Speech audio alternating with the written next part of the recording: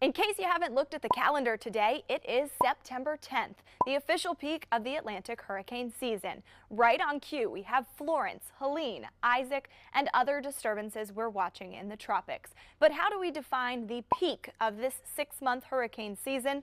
In the Atlantic, tropical cyclone data goes back to 1851.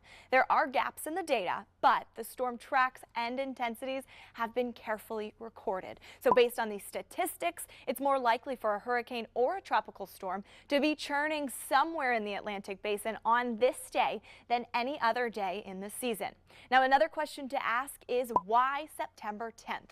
It's like clockwork. The environment we see this time of year plays a huge role, both dynamically and thermodynamically, aka wind shear and ocean temperatures. Wind shear is no good for cyclone development. It tends to reach a minimum by mid to late August through mid-October, and by this time ocean temperatures deep in the tropics have warmed with each day of summer sun. These factors allow tropical waves to easily strengthen. Now by mid-October, those upper level winds begin to increase, temperatures gradually begin to cool as Old Man Winter tries knocking down autumn's door.